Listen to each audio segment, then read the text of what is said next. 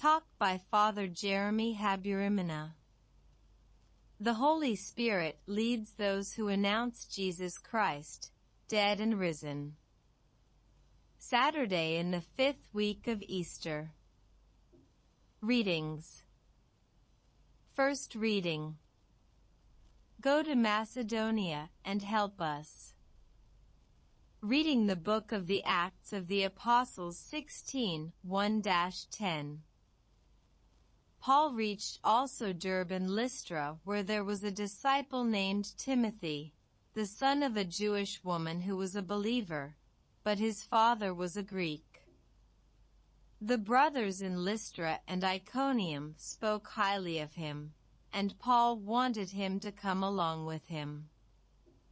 On account of the Jews of that region, Paul had him circumcised, for they all knew that his father was a Greek. As they traveled from city to city, they handed on to the people for observance the decisions reached by the apostles and presbyters in Jerusalem. Day after day the churches grew stronger in faith and increased in number.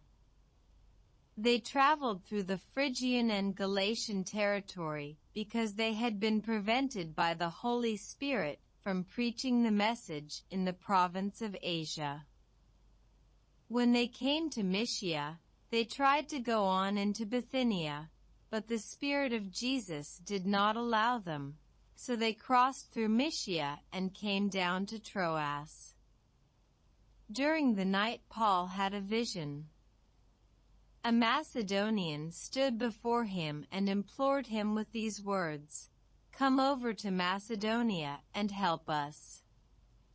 When he had seen the vision, we sought passage to Macedonia at once, concluding that God had called us to proclaim the good news to them. Responsorial Psalm. Psalm 99. Response. Let all the earth cry out to God with joy. Sing joyfully to the Lord, all you lands, serve the Lord with gladness. Come before him with joyful song. Let all the earth cry out to God with joy. Know that the Lord is God, he made us, his we are, his people, the flock he tends. The Lord is good, his kindness endures forever, and his faithfulness to all generations. Let all the earth cry out to God with joy. Gospel. You are not of the world, but I have chosen you, taking you out of the world. Reading of the Holy Gospel according to John 15, 18-21. Jesus said to his disciples, "If the world hates you, realize that it hated me first. If you belong to the world would love its own. But because you do not belong to the world, and I have chosen you out of the world hates you. Remember the word I spoke to you, no slave is greater than his master. If they persecuted me, they will also persecute you. If they kept my word, they will also keep yours. And they will do all these things to you on account of my name, because they do not know the one who sent me." Talk.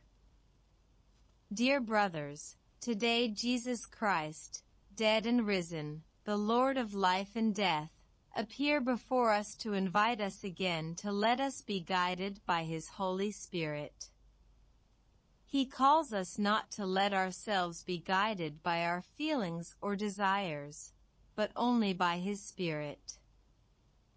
If we want to evangelize, announce Jesus Christ in the world, we must know that if we act guided solely by our feelings, however deep they may be, no one will convert.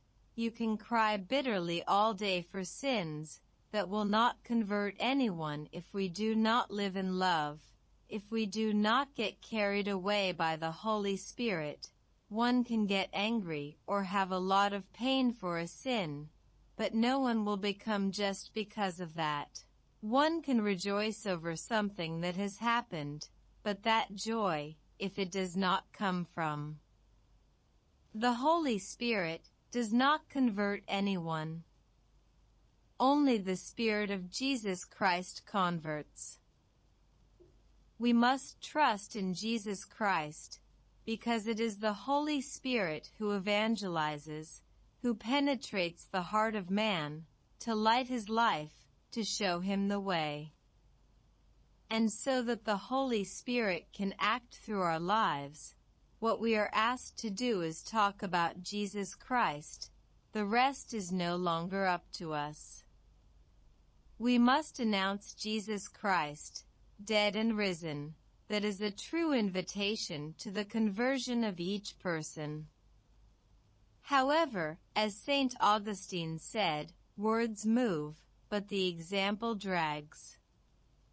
If we only talk about Jesus Christ without living in him, that is not evangelization. We could say that it is almost theater. To evangelize is to appear before an assembly and say, "Here I am, come, I am in Jesus Christ. You don't want to come? Look at my joy, see the love and happiness that Jesus Christ is giving me. What are you waiting for? Come, let's walk in the footsteps of Jesus Christ." We must trust in Jesus Christ, because it is the Holy Spirit